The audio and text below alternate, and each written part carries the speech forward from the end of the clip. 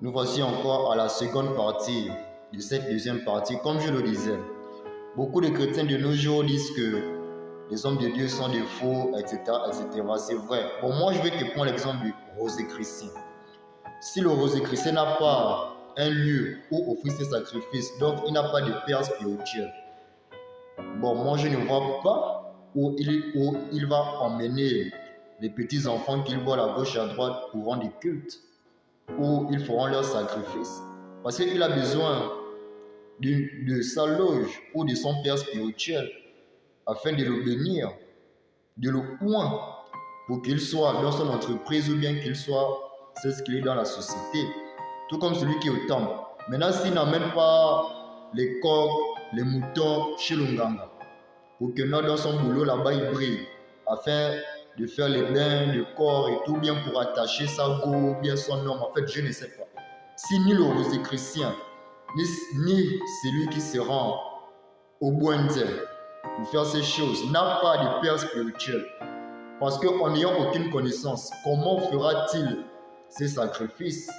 Hormis toi le chrétien, j'aime toujours dire que tu peux prier à l'église, tu peux prier à la maison, c'est vrai. Dieu va t'exaucer, mais sur 100%, tu ne recevras que 35% de ta bénédiction.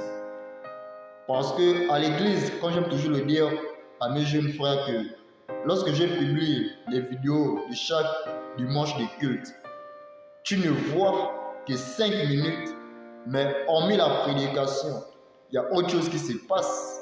Il y a la séance de prière. Il y a tellement de manifestations, il y a tellement de choses qui se font hormis les 5 minutes que tu ne regardes. Parce que quoi, tu dis que bon, je suis à la maison et ouais. C'est vrai, c'est ton choix et je ne refuse pas. Mais c'est un conseil et une exhortation. Que même le Rosicrucien, s'il fait ses sacrifices en étant chez lui, sache qu'il ne pourra pas recevoir le plein de la bénédiction ou de la gloire qu'il aimerait avoir.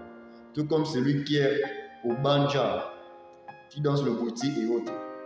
S'il n'est pas auprès de ses frères ou auprès de son père spirituel, il ne sera pas l'initié ou il ne sera pas aussi potentiel le monde qu'il est. Mais à toi qui es dans une assemblée comme aujourd'hui, je t'exhorte toujours de persévérer, de garder la foi. Parce que Jésus-Christ voit tes sacrifices, il voit tes efforts.